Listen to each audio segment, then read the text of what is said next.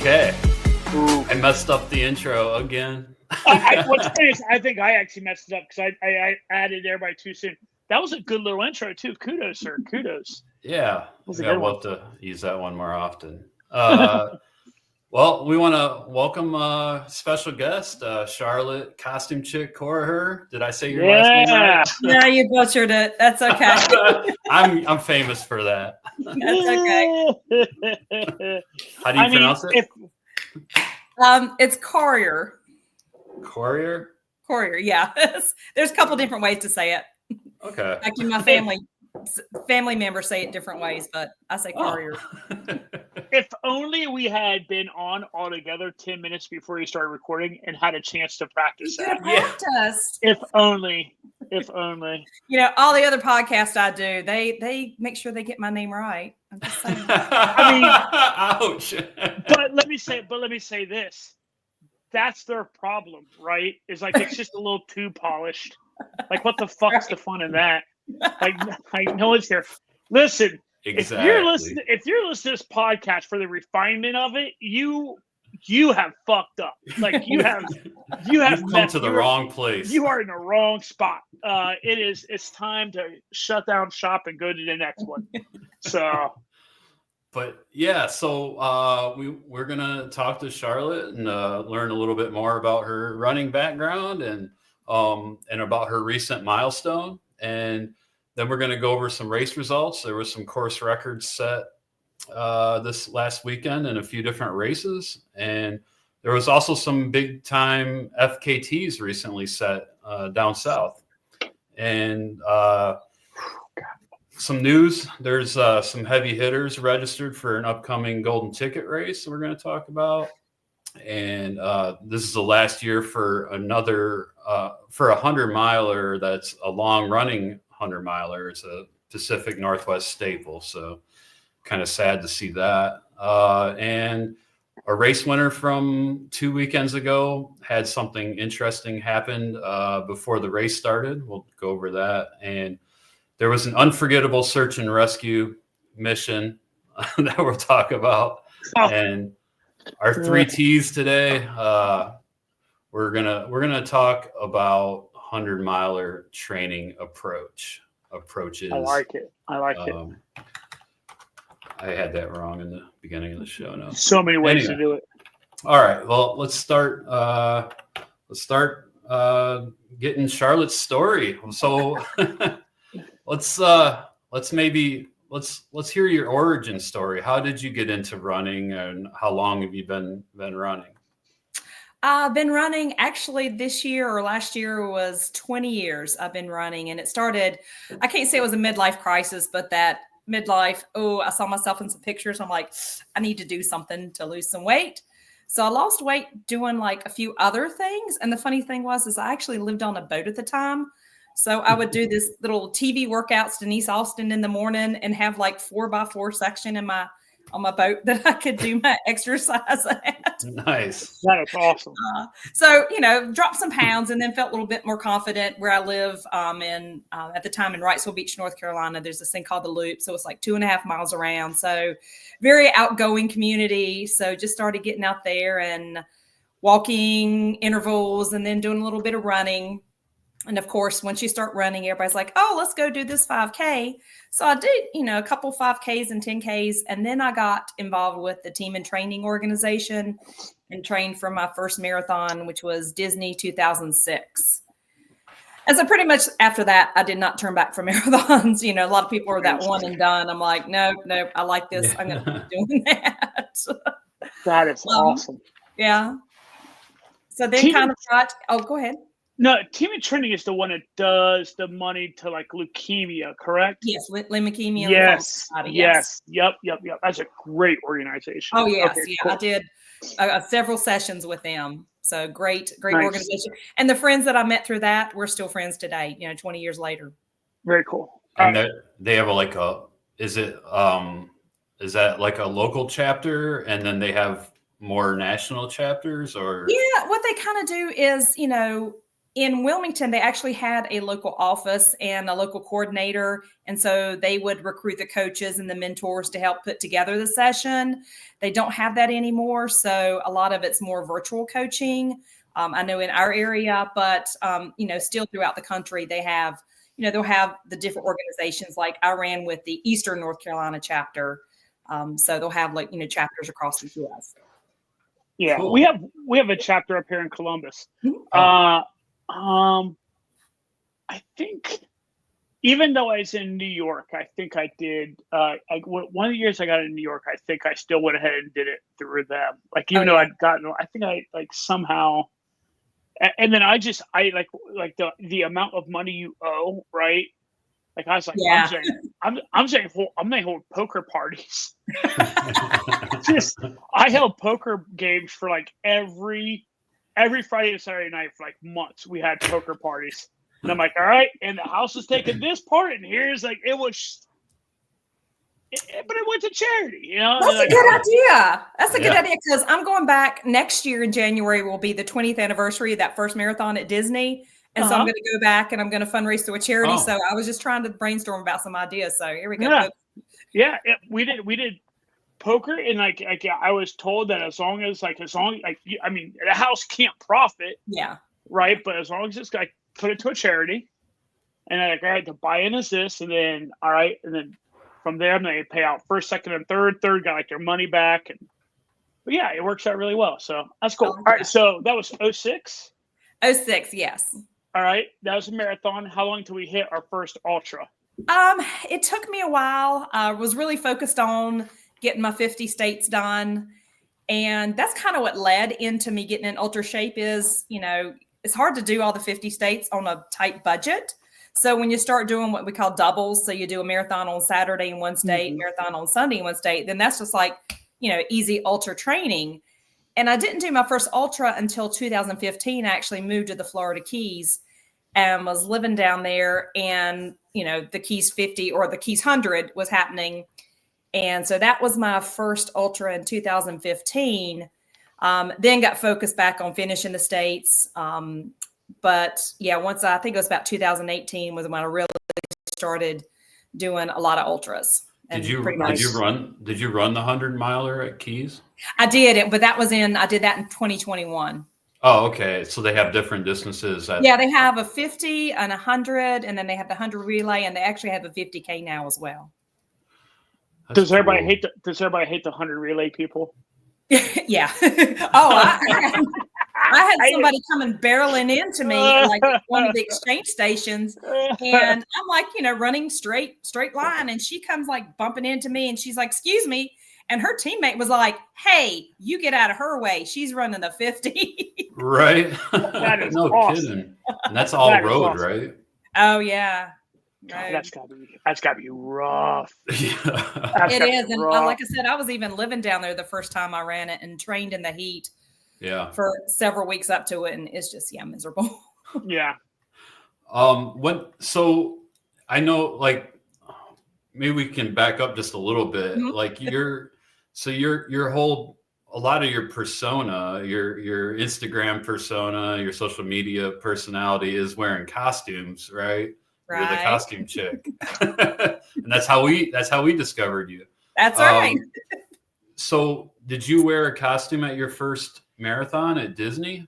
Not at the first one, because that was actually before, now Disney, everybody dresses up. I fit right in. In fact, I feel kind of overwhelmed and kind of underdressed at Disney a lot of times. Oh my God. Yeah, it's insane. And here's the thing is, I'm a child of the 60s and 70s. I don't know all the new movies. And so people have on costumes. I'm like, I don't get it. They'll do mashups of, a couple different characters, or I'm like, I don't know Encanto. I don't know who Bruno is. I don't know all these people. So. Yeah. I need to introduce you to this. We need to introduce you to the Zigglers. Like we have a couple of friends. We have some acquaintances that live here in Central Ohio. They love that Disney, and they are Disney addicts. I mean, like I think they go multiple times a year. Yeah, I know they go multiple times a year. It is crazy. but they love to run the races. They do all those challenges. They love that stuff. There's almost no way that somehow, some weird way in this universe, you guys have not crossed paths at Disney. May have, yeah. I've started doing a lot more Disney races because now I'm associated with a group. I'm one of the moderators for a group called there's a group called the Disney Day Drinkers, and we have a running team. So I kind of help head up the Disney Day Drinkers running team. Nice. So it's a drinking team with a running problem. Exactly. Our tagline is, "We may not be first in the race, but we'll be first to the bar." There it is. So Jamie was probably heading here, and I got a sidetrack. Yeah. When did the costumes? When did they come about? How did they come about? Like what's the inspiration there? So it was actually the third marathon, which was Shamrock Marathon, which I'm actually going back this coming weekend. We're taking a group from the Disney Day Drinkers running team. A bunch of us are meeting up there. And, again, it was Shamrock. My friend said, let's get green shirts. So we got green shirts. My mom made us these cute little skirts that had Shamrocks on it. And then we got these little cute little hats at Party City. And then what Mom did was created what we call the booties. So now pretty much every costume I'll literally say this, head to toe, start to finish. So I even have my shoes covered. So she made these cute little green curly toed leprechaun looking boots or shoe covers. And they just snap over, or they have elastic underneath and Velcro in the back. And it just kind of made the costume kind of, a little bit more fun. It's not something you usually see. But that race, it was just, people were cheering for us a little bit more than other people. It was a good distraction. And, it was kind of like, oh, that was fun. That was a good way to not think about the miles that you're running. So that was where a marathon costume chick was born. And that's it. That's cool. And it's all downhill from there. And Shamrock is, okay, so my brother-in-law used to live in Chick's Beach, right down there by Virginia Beach.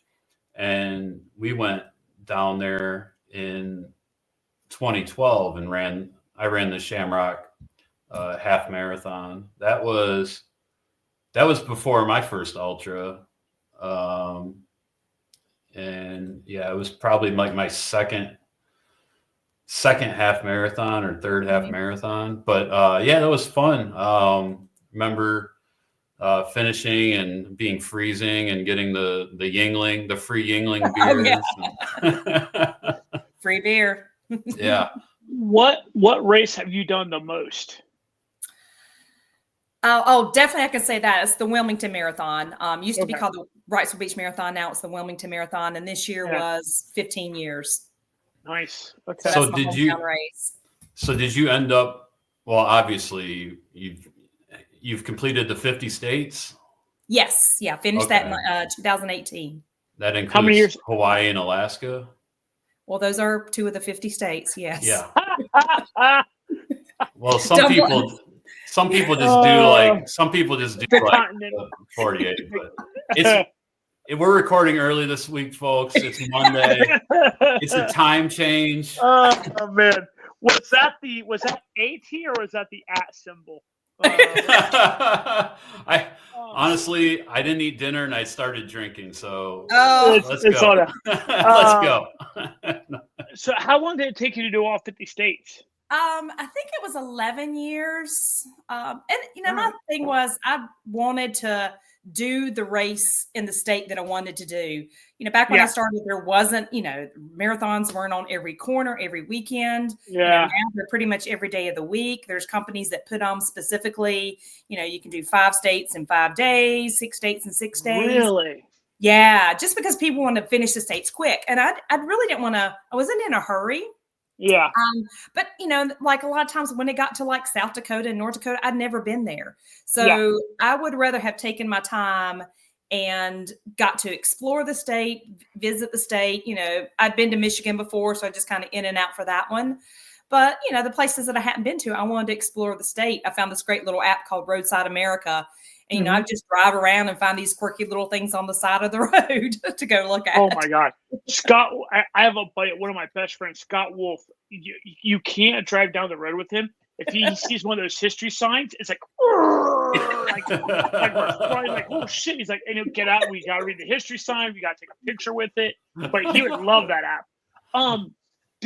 Did you have did anyone travel with you? Do you have a significant other or anything like that were a best friend or anyone who traveled with you to all these different races? Started off, I was married when I first started doing this, but I'm just kidding. He was very supportive of the races, but single now, hint, hint, anybody. And, you really meet, and that's kind of why you end up doing more races is because, you meet people that are like, oh, well, we're going to go do this race. But then we're going to go a day early and do this race as well. So you just meet this traveling network of, 50 state club members, marathon maniacs, just other crazy people out there doing the races. So usually anytime you're doing a race, you can go online and find out, who else is going, share hotel rooms, share rental cars, have, dinner the night before, travel with. So, definitely built up a great network of friends across the country just through doing these races. Especially now between Facebook and Reddit, it would be crazy the network you could build out. That's really cool. It's really cool. So, okay. So, and you've made every costume, right? Like by hand? My mom and I make a lot. My mom is actually a professional, I'd say seamstress, but she does more like window treatments, those fancy things you see in the Architectural Digest, things that I can't afford. And so she's great at sewing things, but also she has so many clients that sometimes I just can't get on her calendar to get something made. I'll have to get it. And plus it's just you look at the cost effectiveness of, I can buy this Southern Belle dress on Amazon for $40 and it would probably just take her time and materials and labor and everything, just too much time. So I do get a lot from Amazon. But a lot of times we're buying things, we're tearing them apart, resewing them, adding sequins. Mom's great about just, hey, buy this costume, rip it apart and give me the parts to make out the pattern. And then we'll redo it in a sequin outfit. Wow. Yeah, I mean, it's a big commitment in itself, just having a costume for every race, let alone and that's what I think it's 230 different costumes. Oh my god! I borrowed some pieces from one. My lumberjack was also kind of my fisherman. I've kind of borrowed some pieces from one to the other. But also when I'm doing so many races, she just doesn't have time to keep up. So I kind of pick and choose if it's a race I've done, over and over. Sometimes I'll repeat the costume. If it's a special race, like my 300th, depending on what I'm doing, or a big one, I always try to do something special for a big race. It's great. That's pretty cool. And so you just recently hit a big milestone, right? I did. It was my at February 22nd at the Wilmington Marathon. It was my 300th race of marathon or longer distance. Wow. And I think the breakout was 179 marathons and 120, whatever the math is, 121 ultras. Wow. Golly days. That's very impressive. I'm like, just... And, some of my friends, like I mentioned, friends that came from all over the country to help me celebrate that weekend, I'm amongst the crowd that, most of them had like 400 and 500 races. I'm like, I'll catch up with you on one of these days, or I probably won't. Yeah.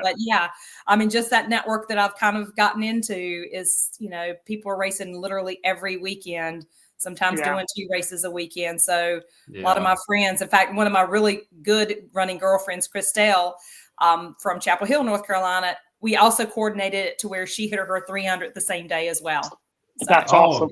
Nice. That is super cool. Yeah. That is super cool. Yeah. The community is just, it's just so cool. That's the reason I keep on doing this. Yeah. If I'm not at a race at a weekend, I just sit at home and look at Facebook and have fun. Everybody's like Christelle, they text me from the race last weekend. I think they were doing Crooked River and Crooked Road. And I'm like, man, I wish I was going to be there. Yeah. Oh, I know. We're going to talk about it here in a little bit, but one of my favorite races, Muck, that was this last weekend, and I don't live in the Bay Area anymore, so I wasn't there, and I was like, it's like FOMO. But I know what you mean. That being, do you have any? Speaking of Muck, do you want to jump right into the race results, or do you have anything else that you're curious about? Yeah, no. Congratulations, Charlotte, on the 300th race. That's like just mind blowing. It's a lot. Yeah. And just for the stats, just to add, 31 of those are 100 milers. Nice. What's the hardest 100 miler you've done? Oh, there's one called Knock on Wood. They don't have it anymore as a 100 miler. And I'm not a good trail runner because I fall a lot. I fell and had to DNF at Yeti 100 one year just because I had to go get taken care of at urgent care. I'm just not a good trail runner, so I go super slow. That one was pretty tough because it was pretty hilly, pretty rooty and rocky for my standards. And it just poured and poured all night long. And it was started on a Friday night. So just in between the terrain and the weather conditions, that was probably the hardest. And then the Keys, just because it was really hot. The road. And it's funny, now I would weirdly find that not knowing what all 31 you've ran, I can almost immediately jump and think in my head the Keys would be very high in that list. One, the road and the heat, but also there's something about dead straight that you're just like, it's just like, I can literally see the end of this race in theory because it's just dead ass straight in front of me. Yeah. Like in theory, I can see the end. Like there's no hill, there's no turn, it is just like, there. With those extended road races, do you how do you handle traffic? Like, do you mentally does it bother you that traffic is so close? That one wasn't really as bad because most of it is on that kind of the off the road path. There's a multi-use path, and it's really separate from the road in a lot of spots. Nice. People don't realize that. But the other thing is, it's also black asphalt, so it is hot. Yeah. So there are a few spots that you are kind of on the shoulder of the road. Not many though. The bridges are a little bit nerve-wracking. 7 Mile Bridge, very nerve-wracking, especially. They have a rule: if you're caught in a thunderstorm, you have to go back to the start of the bridge and do it over. And as soon as we got on, thundering, or it started raining, and we were just praying we didn't see any lightning, but we just tucked our heads and went. That was a little scary. Yeah, no kidding. Yeah, that's. Now I want to know all 31. Now, you and I will have to side. Okay, yeah. I want to hear all 31 just to see what's all out there. I guess. And don't be super impressed because the whole phrase, there's no such thing as an easy 100. Oh, well, yeah. I find the easier ones. Yeah. I have managed to turn easy hundreds into just like absolute nightmares. Like I've managed to do it. Like no. I turned a easy 50K into an absolute tragic where like I just felt absolutely sorry for myself and DNF'd it just because I wanted to pout. I'm like, fuck this. Just like pouted in DNF. I'm like, I don't need this shit. But no matter how you draw it up, 100 miles is a long way. Still, no matter if it's on a flat, smooth, paved surface or a mountain, it doesn't matter. It's just a long way to go. It is. All right. Well, let's jump into some race results here, and let me get my screen share up here.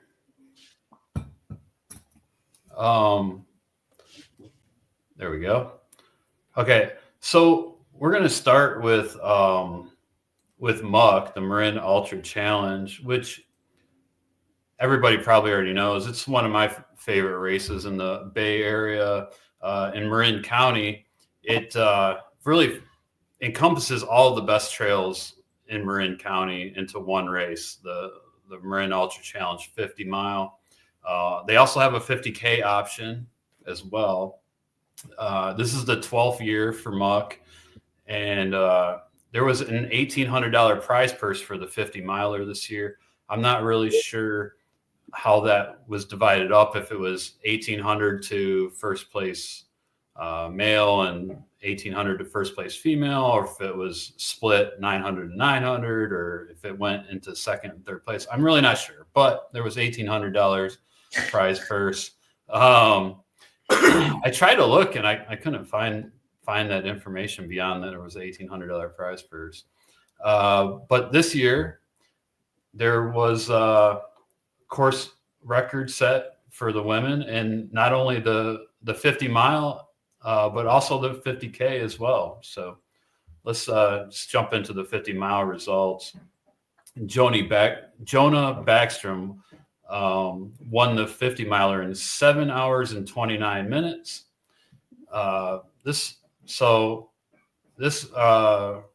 Jonah, he was in the 50 to 59-year-old category. so Damn. that's that makes me not proud of myself. Hey, that's a great age group to be in. I'm just saying. Days. Hey,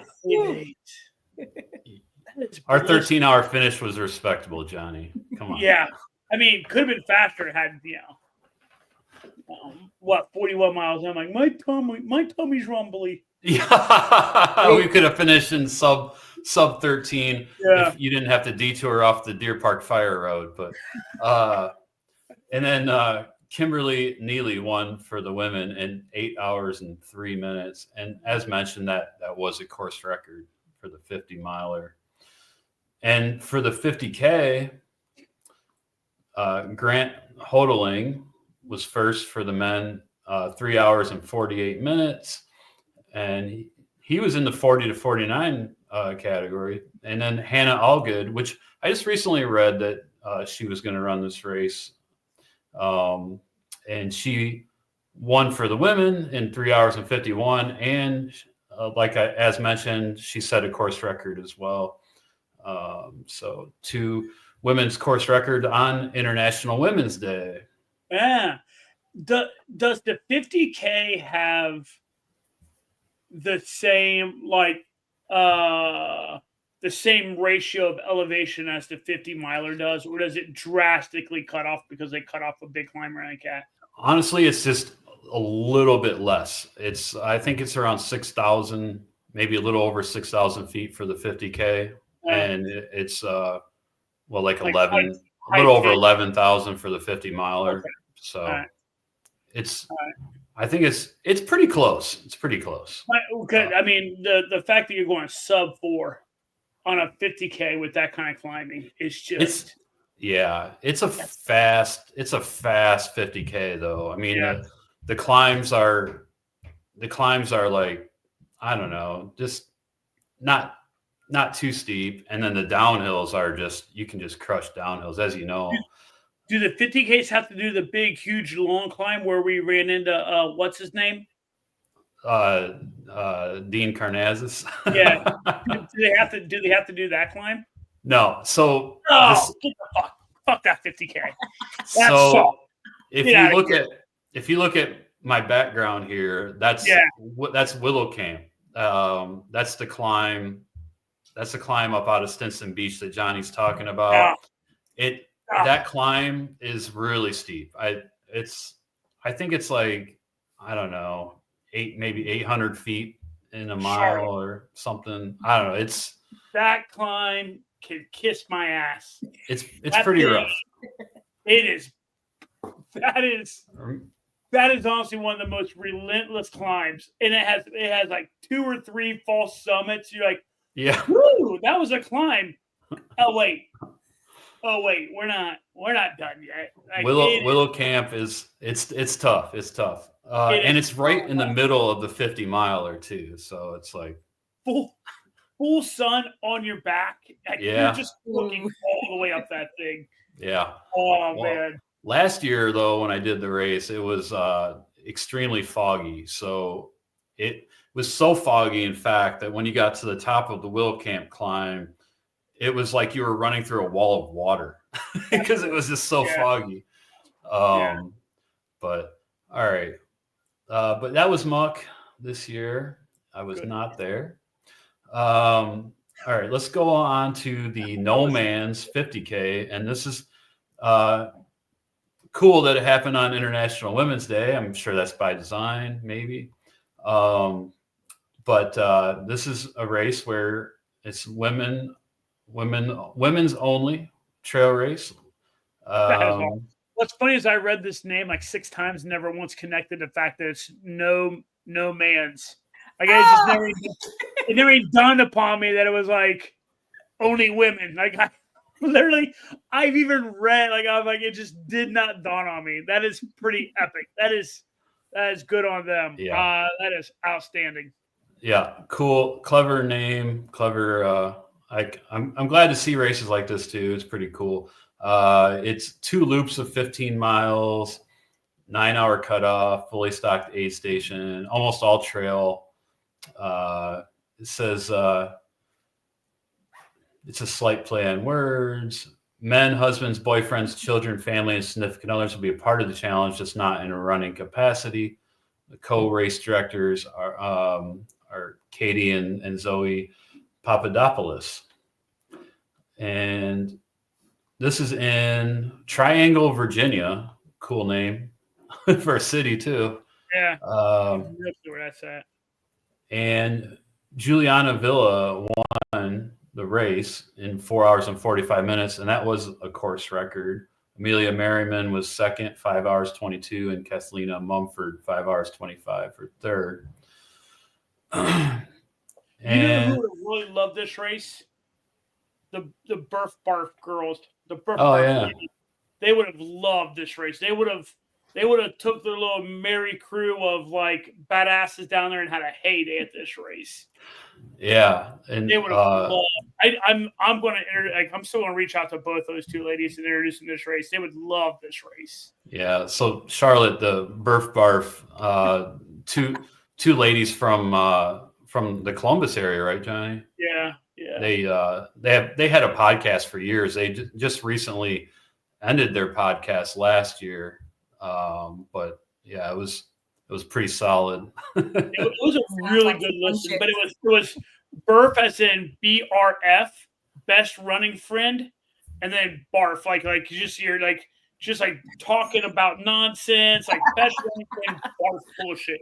It was a really solid running podcast. It was really it was pretty well done. Oh, I hate I missed that one. Yeah, they were super cool. They're both dynamite runners in their own right. Like they are freakishly talented, and they do like really cool other they do like adventure style what is that called? Like land nav stuff or expedition races. Yeah, and like orientation adventure races. Yeah, they are really cool. But like they'll love this race if they have the eco challenge type stuff. Yeah. All right. Next up is the Mesquite Canyon 50K, and Jim Walmsley showed up at this race and just completely destroyed it. And this race has been going on for 15 years, and it's very rugged single track, from my understanding. It's designed for experienced trail runners only.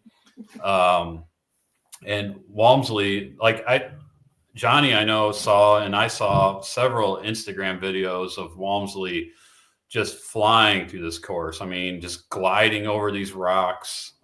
It was crazy. He was dropping the camera people, probably even dropping the camera people on bikes. Yeah, it was impressive to watch. It was super impressive to watch him run. It was funny. Immediately the one video that you and I were talking about, legitimately the first thing I noticed was he is taking 1 stride for every 3 strides. That cameraman is in damn near a sprint trying to keep up with it. He is just like a gazelle down through that. That dude is a freak of nature. Yeah, I love watching him run. Yep, and he did set the course record in the 50K at Mesquite Canyon. 3 hours and 40 minutes. That's 20 minutes faster than the previous course record, or over 20 minutes faster. And Alyssa McDonald won the 50K for the women in 4 hours and 46 minutes. And they had a 50-mile event as well. And Jake Jackson won in 9:08. And for the women, Tanya Keys, not sure, probably butchered that name too. 11 hours and 19 minutes for the women. And also we had Land Between the Lakes was this last weekend. Have you heard of that, Charlotte? Land Between the Lakes in Kentucky? I've heard of that. Yeah, I've got some friends that I think do that. I heard it's really good. It's on my list. Yeah, I know you're familiar with a lot of the East Coast races, or the races out east, so figured you've heard of it. It's one that I always wanted to run when I lived in the Midwest, but I never got down there for it.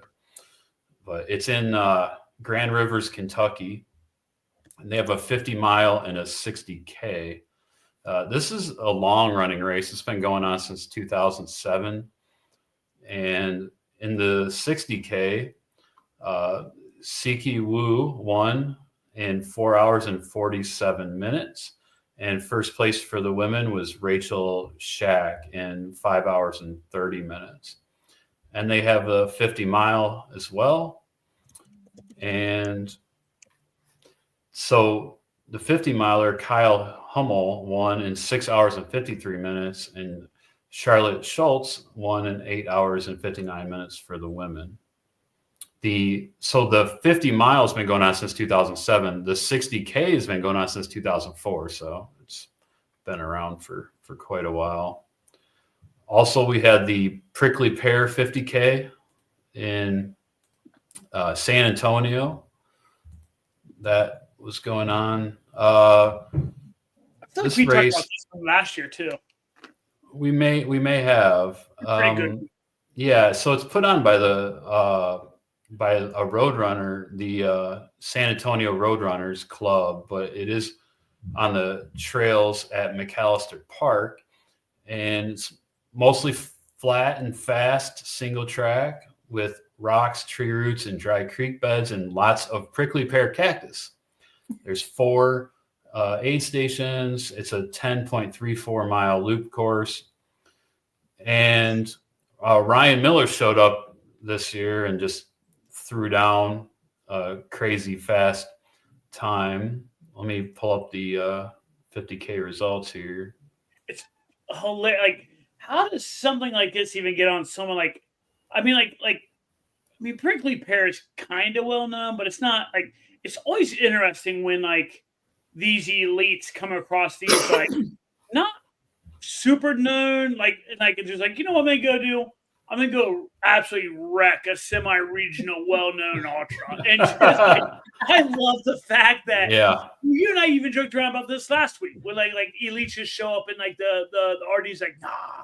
Yeah, right. Also, they just show up. That motherfucker probably. Yeah, it was like Jeff Browning at that Arkansas. Yeah. It's just like Ryan Miller probably showed up in like 3-inch like split running shorts. She's like, great, like everyone's like, damn it, like like no one's even coming close to this. Yeah, and he threw down a 3 hour and 38 minute 50K.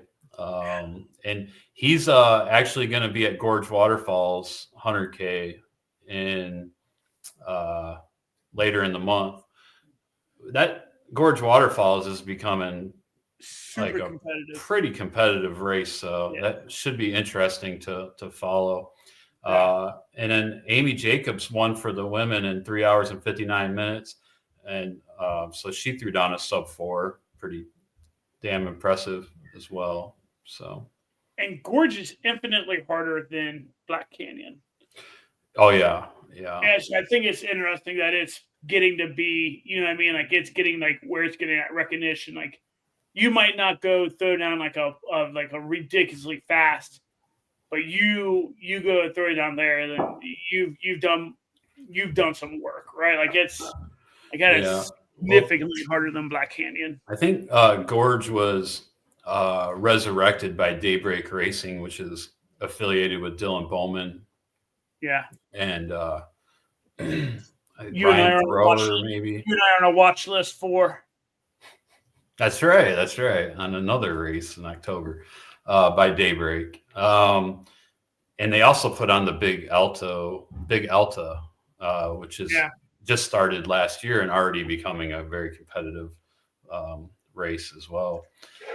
So anyways, our last race is the Griffith Park 50K.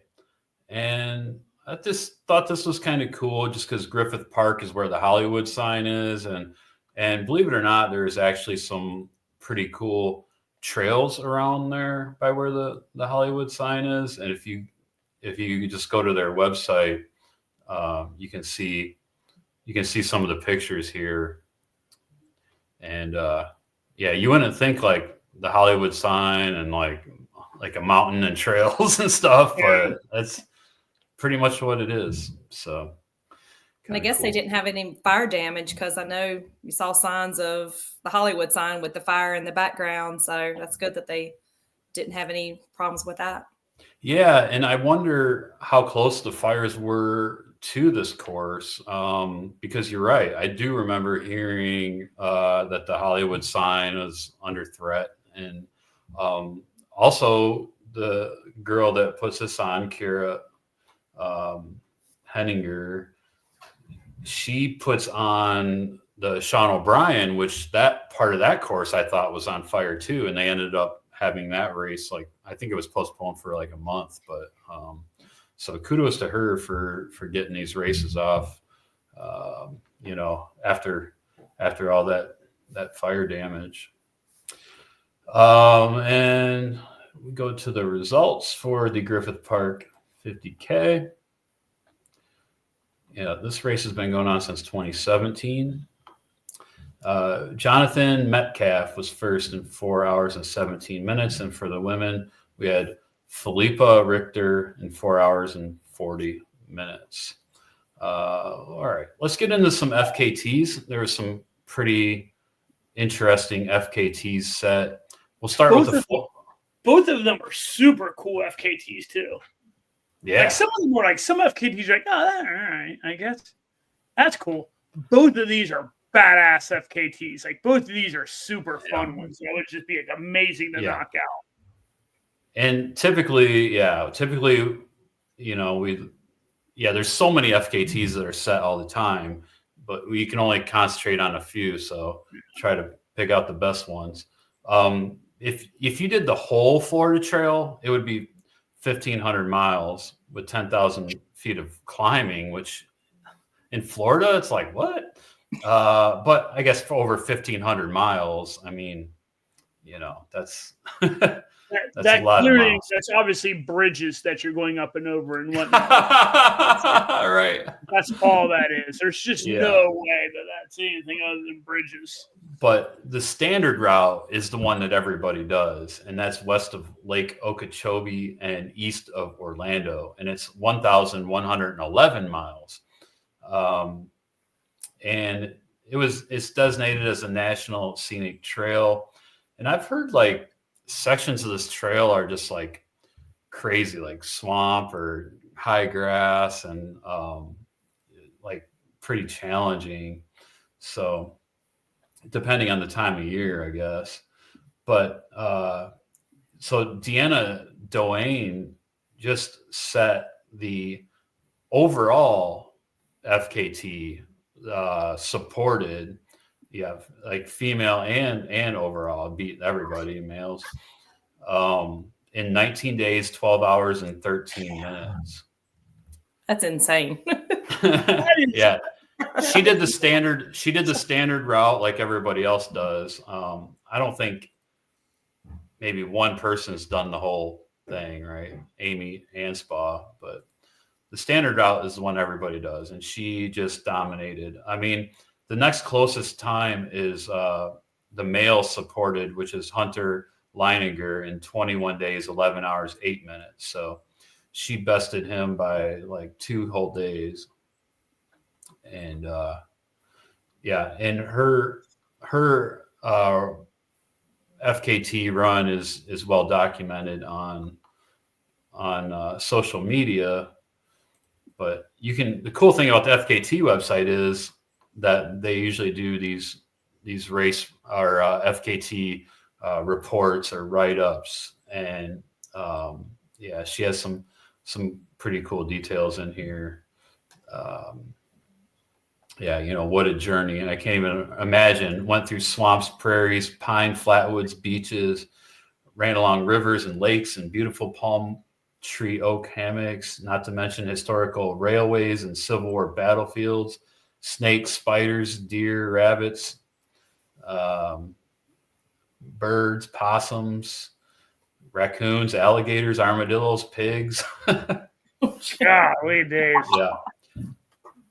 Rugged landscapes, natural beauty, road sections good for running, also some dangerous and seriously scary. And trail conditions varied from runnable to smooth to sandy, beat up, rooty, and swampy.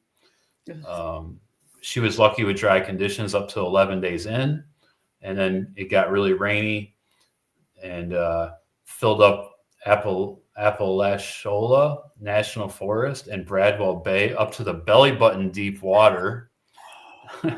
It was beyond gnarly. That was the longest day. It took 17 hours to knock out 55 miles in the swamp. That's actually kind of impressive, actually, if you're in a swamp and belly button deep water. No. And here's your thing. It's not like you are not alone in that water. Oh no. You are not alone. Like that is insane. See, now you are scaring me. I've signed up for their Cross Florida 200 in November. And so now I'm hearing all this. I'm like, this sounds Is that going to be your first 200? Yeah. Nice. Here's your thing about Florida. Florida's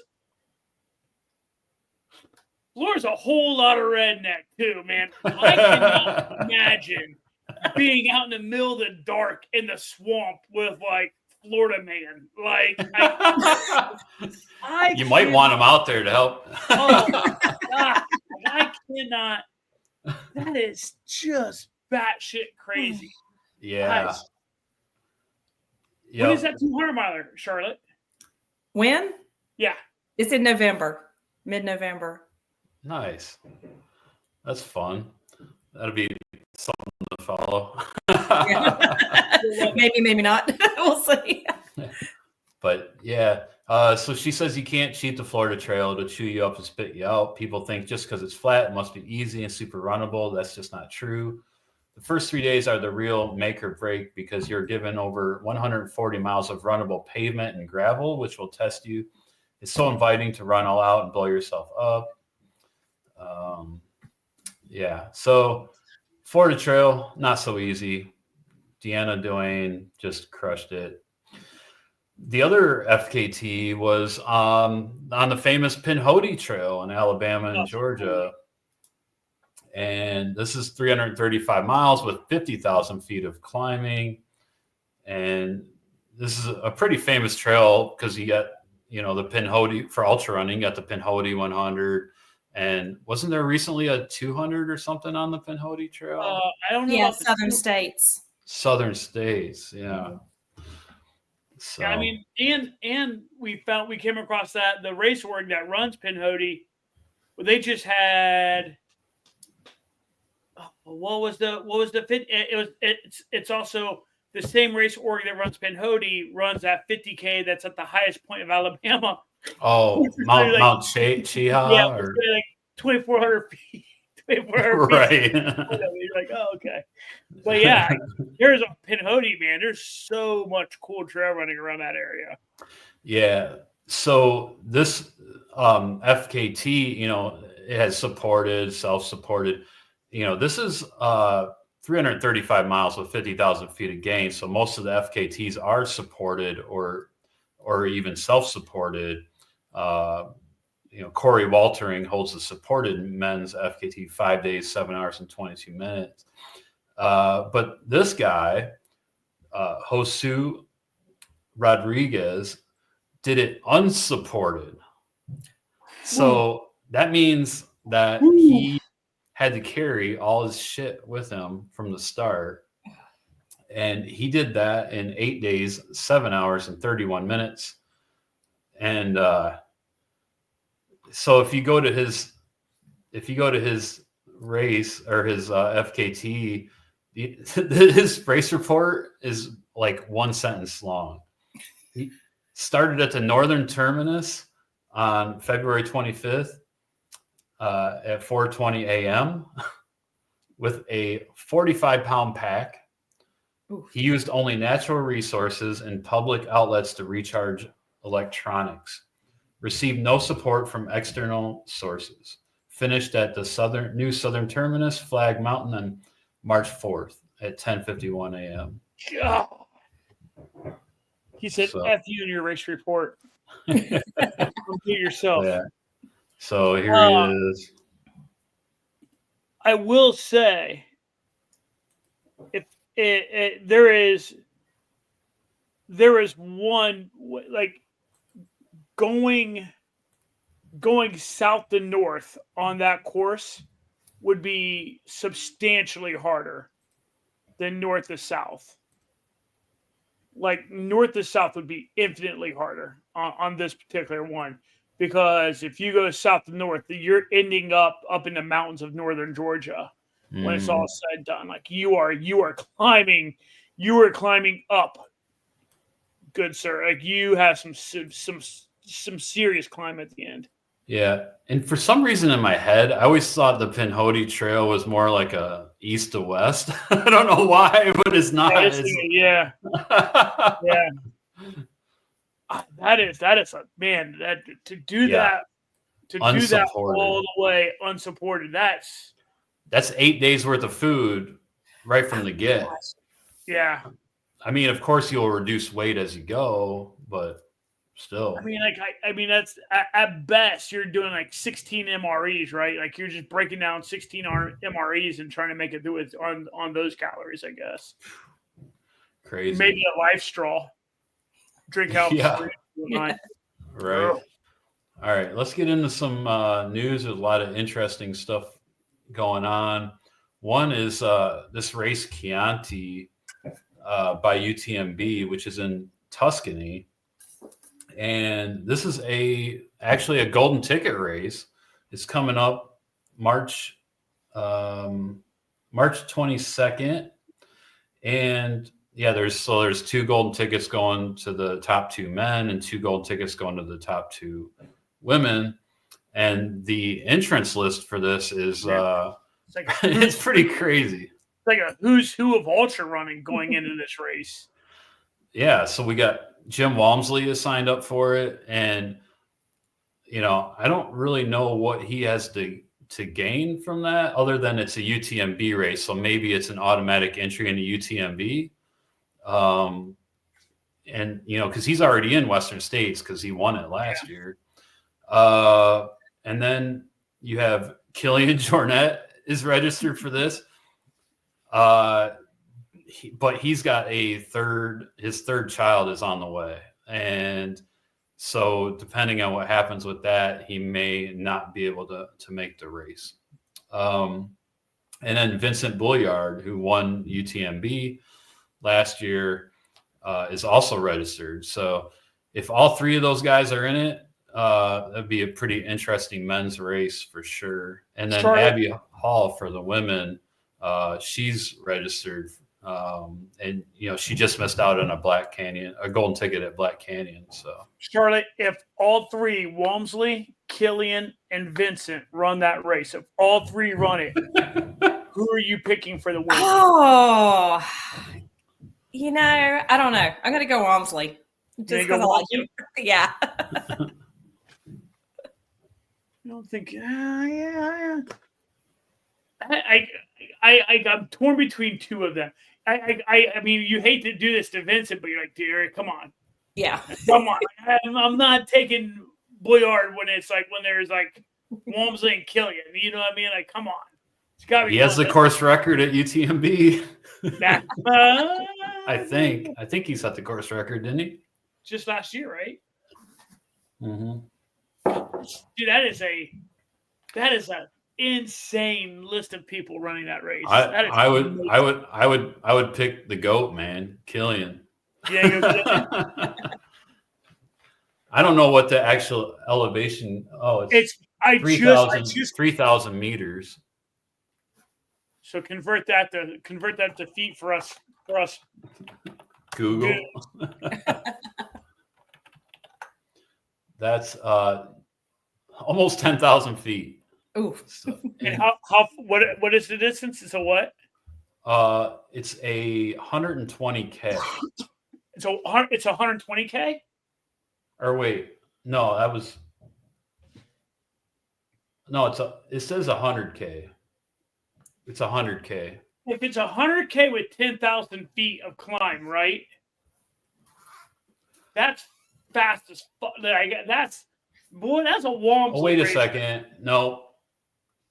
The 100K is only 73 kilometers with 3,000 feet. The 100-mile is 120K. The 100-mile is the golden ticket one, but it's 120K with 5,200 meters. So it was weird in my head. The flatter, that's 17,000 feet. See, the flatter and less technical it gets, the more I lean to Walmsley. Oh yeah. The hillier and more technical it gets, like if it's some like jacked up bullshit in the middle of nowhere, Norway, I'm like, oh, Killian all day, like pretty loose in the mountains, like it's. So we have 75 miles with 17,000 feet of climbing.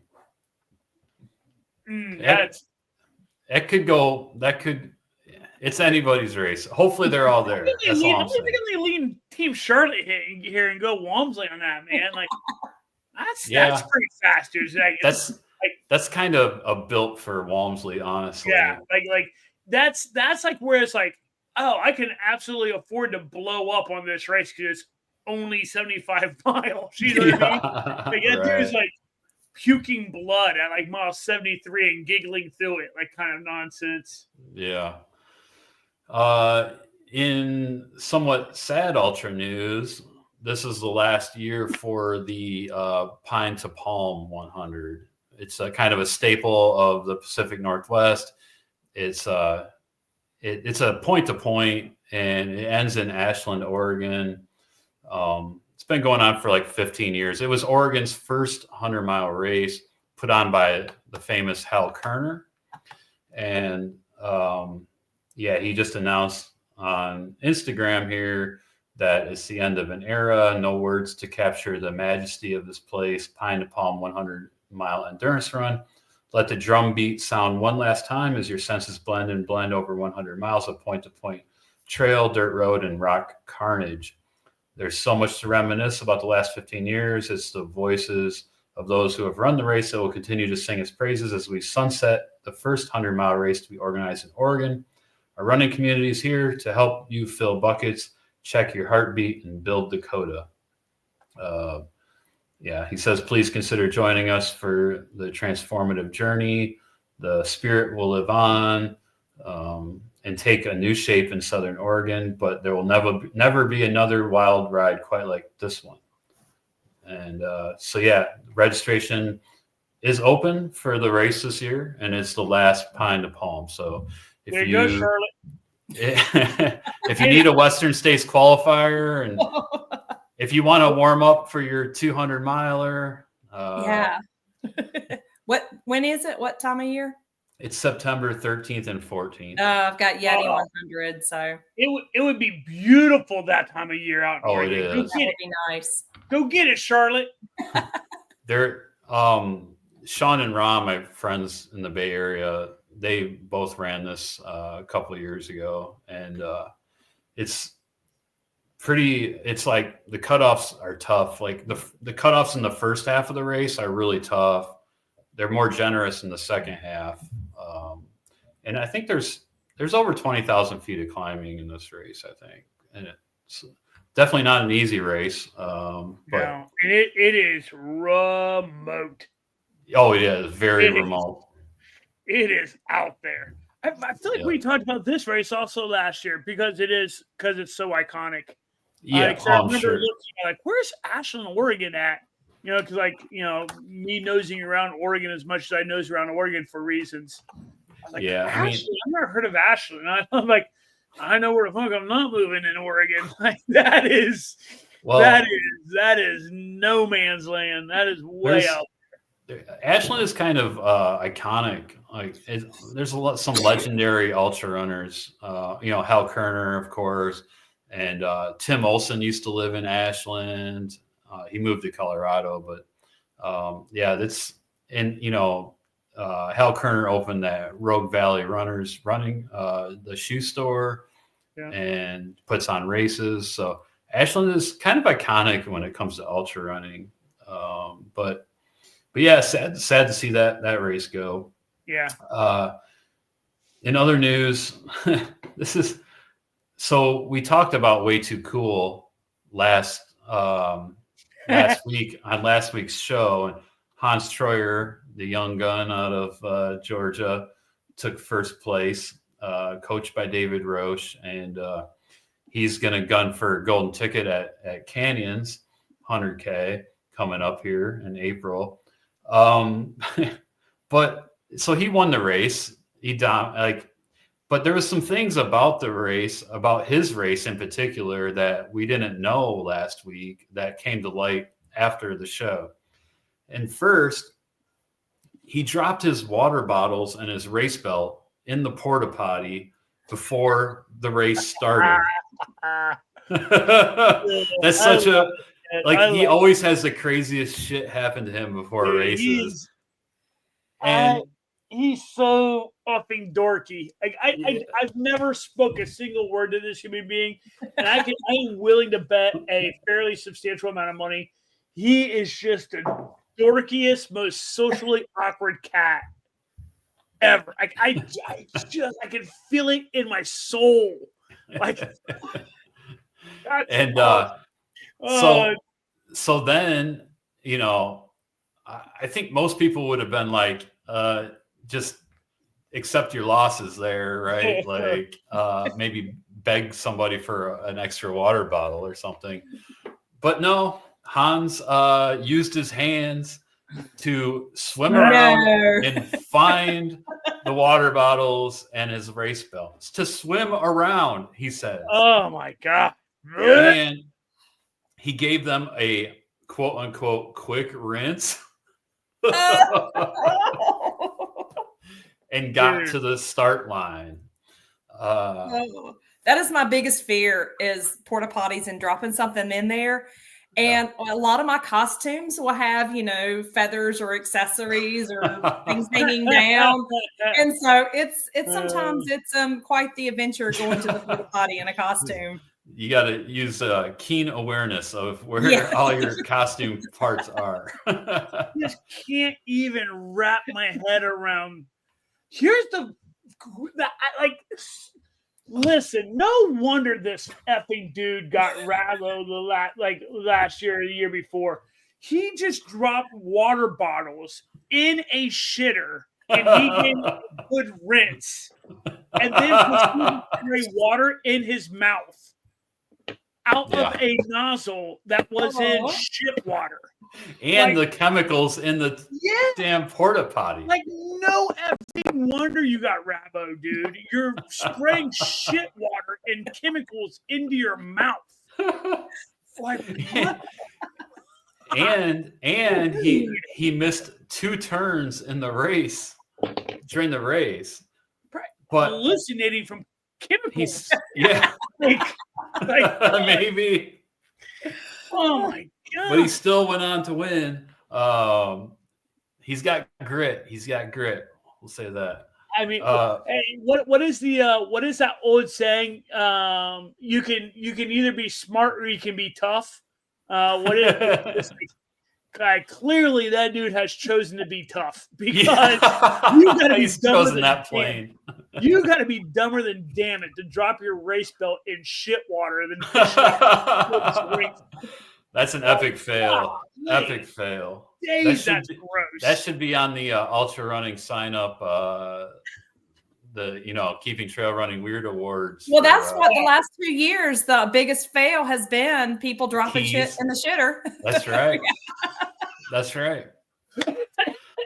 And this last story is maybe even funnier than that. This guy DNFs a race, and he doesn't tell the volunteers that he's dropping. He goes to his car and slams beers, and then they have a search party because he didn't tell him he was dropping. So the guy's missing, and the guy comes out of his car and joins the search party. I heard that. Looking for himself. Dude, this is some Ron DeLozier and Chaz Adams shit. Right here. This is some shit this would do.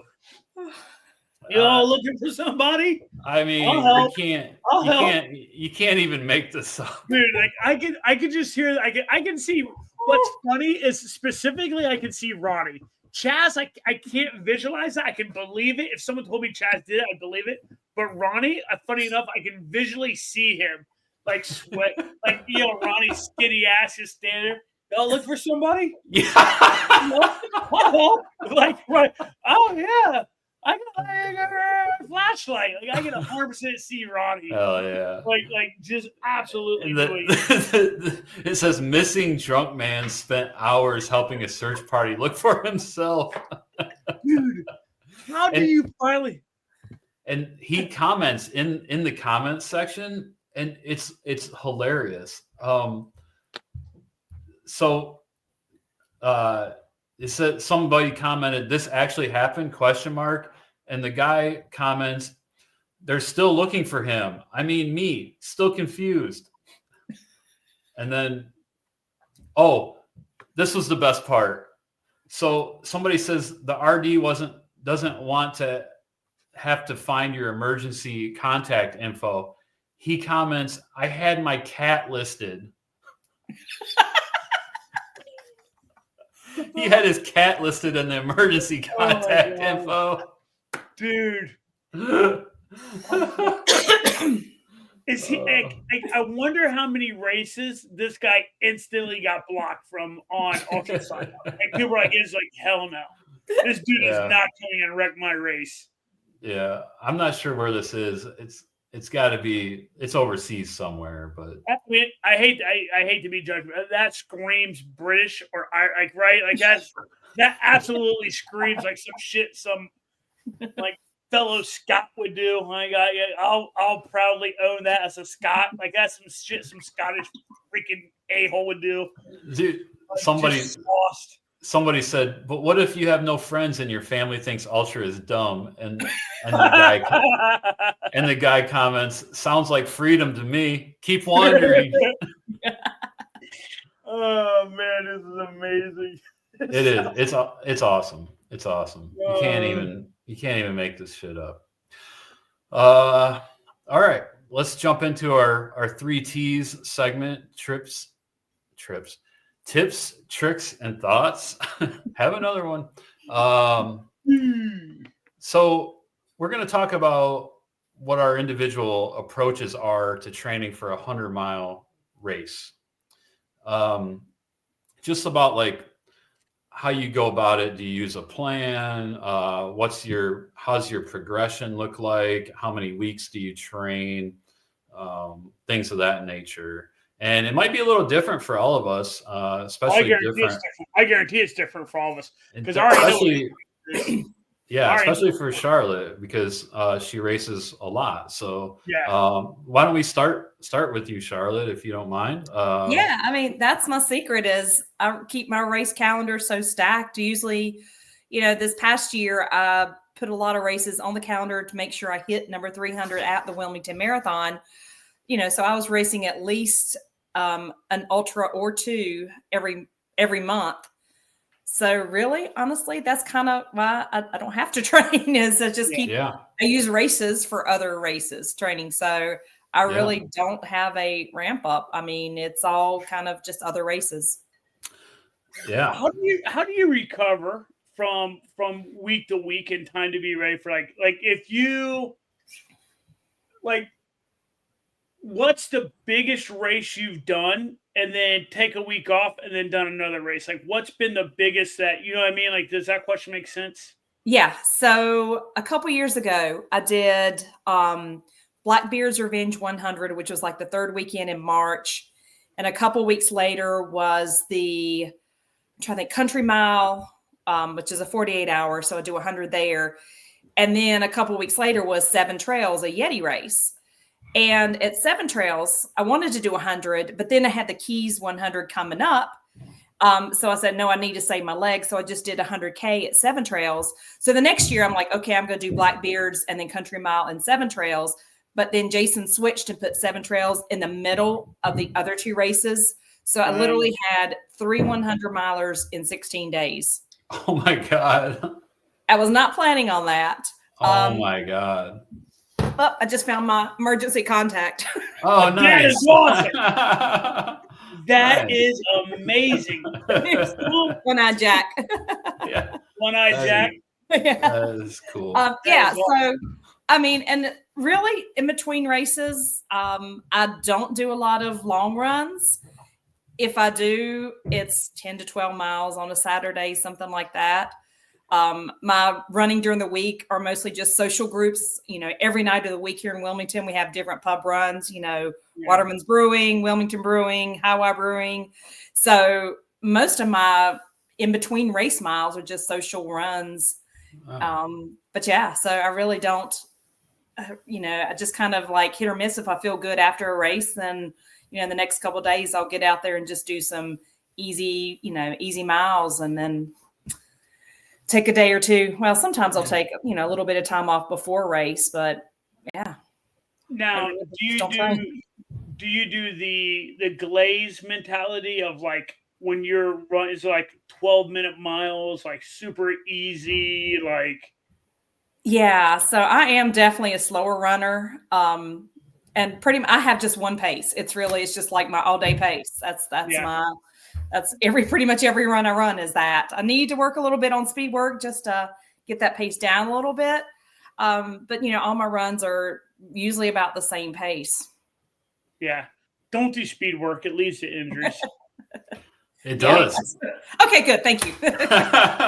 Like, don't do it. Don't do it. Every time I do, just I get a hurt. little bit faster. Nah. Not important. Hate it.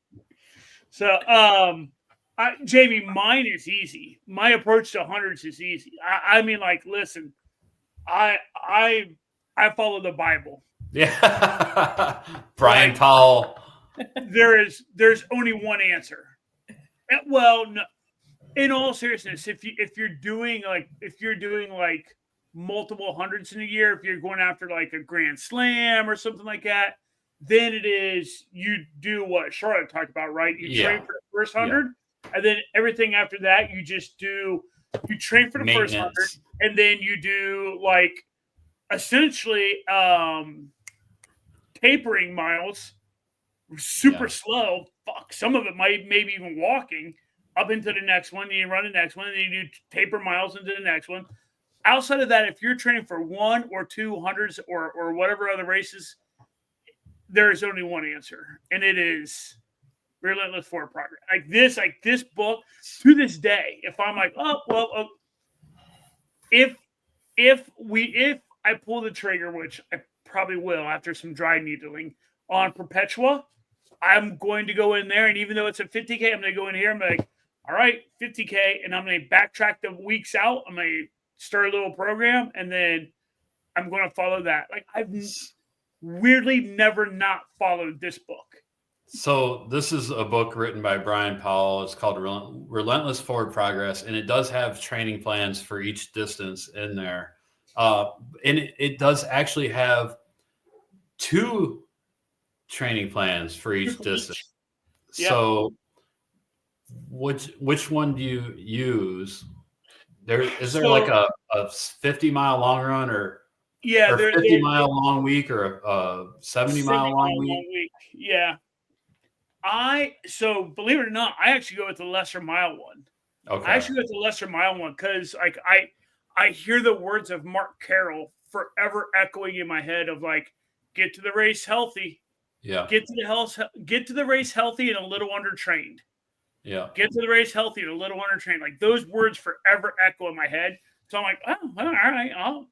Like the way you get injured is by doing dumb shit like speed training, Charlotte. Yeah. Or I've got a really good friend who was like 0-4 for 100s that he really, really, followed a tight schedule and trained for. He's 3-0 for 100s he didn't train for. Yeah. There you go. It's just one of those things. It's like I tend to do the lesser one and just like get to the race feeling good, and you go for there.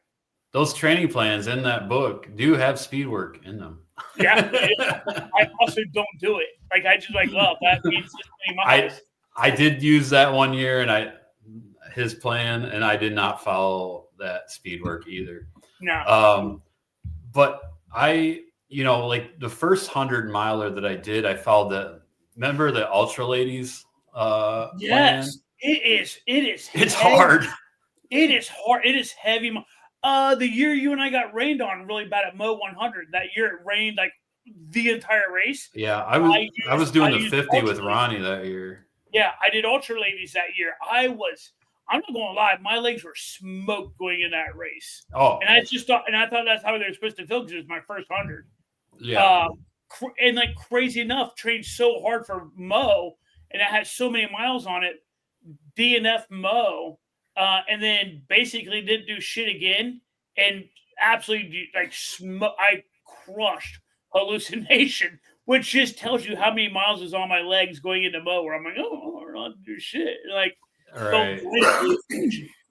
Yeah. So my first 100 that I DNF'd at Burning River, I did follow the Ultra Ladies plan, and I think it was too much. Yeah. I went in, I got a pain in the top of my foot, like limped for 20 miles and timed out at mile 74. But one thing I did take away from the Ultra Ladies plan is the progression. Mm-hmm. And now they do 3 weeks of a certain mileage each week, and then they have a lower mileage rest week. Yep. And then they up it a little bit and have 3 weeks, at this a little bit higher mileage, and then 1 rest week. And since then, I've used that kind of formula: 3 weeks on, 1 week off, like a recovery week, and some variations of that depending on what's going on with my life. But yeah, that was a good takeaway from that. Mm-hmm. But the back-to-back long runs, I still think there's good value in back-to-back long runs, but I don't do them really much anymore. Just because I think it sets recovery back the older you get. Yeah. And I also used that Relentless Forward Progress one year. And ever since then, I've kind of just did my own melding of Relentless Forward Progress and Ultra Ladies, like the Ultra Ladies format with Relentless Forward Progress kind of like distances. Yeah. So, but yeah, I think that it's important to get the long run in on the weekend. That's when you're training for an ultra, that's the most important run. Yeah. I've kind of fallen into the habit in recent years of trying to do higher, like medium distance runs, like 10 to 14 mile runs, like, throughout the week. And then, and that I think leads to injuries, like overuse injuries for me. But I think the long run on Saturdays, or whenever you can do it, is the most important thing for training. Learning to run on tired legs, figuring out your nutrition, mentally, these things are all important for 100-mile training. And yeah, like make sure you give yourself recovery time. Like I've done all different blocks or all different time frames for training too. Like I used to do 6 months, and then I cut it to 5 months, and usually I'm around 5 months of a training for a 100-miler. Recently for Mountain Lakes, I did 4 months because I thought 5 months was too long.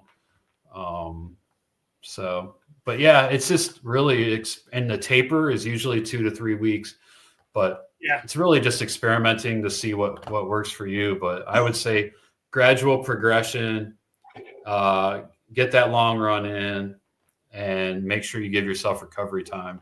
It's like now the only thing I will push back on, and I'll do this until I'm old and dead in the grave, or until my knees fall out from my shins, is the back-to-backs on Saturdays and Sundays. And I hear what you're saying about it leading to injuries, but here's what I'll say is, like you said, like it's that getting used to running on tired legs and the legs doing it. So I believe in the back-to-back so strongly that run, like if you need to run Saturday, right? But if you need to walk Sunday, then get like it's, and like do it, like whatever, like even if you need to do 80% of that run and it's walking, it's that time on that feet, and it's making those legs get used to, like, and your mind working on tired like limbs. So even if that Sunday back to back is like a grind, like slow, then go for it. That's something else I'm getting more and more interested in, because I was talking to a couple of other guys about like they're doing zone, like that zone run, like zone two.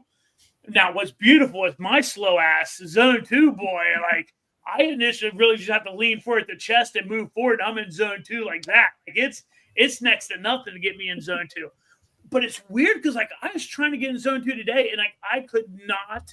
This sounds weird as shit. I can't believe these words are coming out of my mouth. I could not slow down enough to get into zone 2. I'm like, this is the weirdest effing thing to try to get down into zone 2. And like I could not get down into zone 2. I ended up like in like a notch right above it. But I am interested when and if we look at that race in October. I think I will strongly look into having someone take the Relentless Forward and turn it into like either a, hey, here's this idea, and like let's do like times versus distance with zone training. Like I'm really like that zone training thing has me kind of intrigued about that, but it's so hard to get in that zone. I used to look into zone 2 and heart rate stuff like quite a bit when I was first getting into ultra running. And my running has always been, so like I never pushed myself. When I got back into running in like 2009, 2010,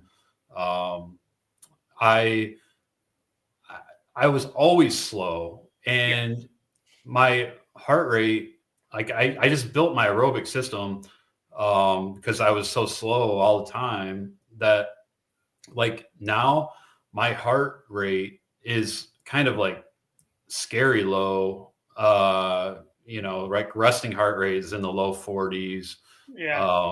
And it's kind of, I don't know, this may sound like I'm bragging, but trust me, I'm not. It's kind of difficult for me to get into zone 3. It's right around 120, 125 beats a minute. I mean, I can get it up there to like 140 if I'm like really pushing up hills and stuff, but I think I need to do some like speed work because it's just. Here we go. You just said it's not needed. I didn't say that. I didn't say that. It is. Yeah, I'm really interested in like that idea, but it is fat burning. Zone 2 is mostly fat burning for energy, which is very beneficial. In general, like it's more efficient. It helps you maintain throughout a race. It doesn't lead to lactic acid. Yeah, it sounds like Charlotte does the same kind of running that we do on the trail too, where like she's out with her run clubs. You've been on the runs with us on the weekends, Jay. Like it's just 4 or 5 dudes out in the woods yucking it up and shit. So like I have no choice but to go slow because I can't talk and yuck it up and be an asshole and go fast. Like it's one or the other, man. Like we got to stop and chit chat. Or like I can't run and talk. Like we gotta do it slow, man. So I by nature it's usually slow run. So that's how I train for my. That's how all my friends always ask me when they're doing a long run. They'll ask me to go along because they know I'll just talk the whole time. Yeah, that's what it's all about, though. Yeah, sure, but that's actually really it is really fun. She said, 'cause I remember when like even a lot more active in run groups and stuff like that. When people were like, "Oh, I'm a slower runner," I'm like, over here, because you're right. It's like I hate it. It's like having a built-in pacer. Like it's like having a built-in throttle back pacer where you're like, perfect. Like you think you're slow, you think that's a bad thing. I view that as a good thing because that means my dumb ass ain't running up a mountain faster than I fucking need to be. So let's do it. Like I'll hang back with you the whole race, the run. You know what I mean? Like. Yeah, good slow runner is great to be around sometimes. Yeah, definitely. Cool. All right. Well, any other shout outs that you want to give before we hop off? Oh gosh, I've got so many, like I said, I've met so many wonderful people through running. I will say hey to Eric Brumbelow, remember Brumbeloing. We did Brumbeloing at my 300th marathon. So that's still alive and going strong. His birthday was last week, past week as well. So he's a fun guy. And he's just like, again, one of those just wonderful people that I've met, at all these races. And that's why I don't like to sit at home on a Saturday because I want to be out there with my friends. Yeah. We need to figure out some races that we can get down. Well, not so much maybe Jamie, but like, I need to find something down in the Southeast. I go down to that's nice and gentle for my old ass. I may be at the I think it's called the Green Springs 24-hour in Williamsburg, Virginia in late October. Trying to think. I've got, what do I have in October? I'm doing that Hainsport endurance run up in New Jersey. I'm trying to cut down once I hit 300. I'm cutting down on the number of races I'm doing, but they're all going to be like one a month, but all like 48-hour races and try to hit 100 each month. You like the 48-hour races? Yeah. I mean, that's just because I don't get 100 miles in 24 hours. I'll never get that. 30 hours is pushing it. And if it's technical, that's really too tough for me. So I need something that's, 48 hours. I can get 100 easily. I say that, and then see what else I can get. So nice. Cool. Yeah. Well, thank you so much for coming on. It was I enjoyed it. I love your podcast. So thanks. Honored to be here. We appreciate it.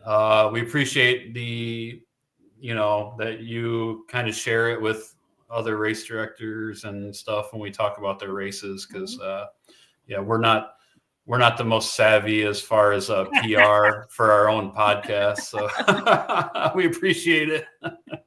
I also love just finding those small races. I love finding the small races, the ones that's kind of tucked away. There's still the mom paws. Like I love those. Those are the best races. So that's where we came from. So all right. Cool. Well, thanks everybody for listening. Hope you enjoyed the show. It was a lot of fun. And we'll catch you all on the next one. See you next week. Thanks.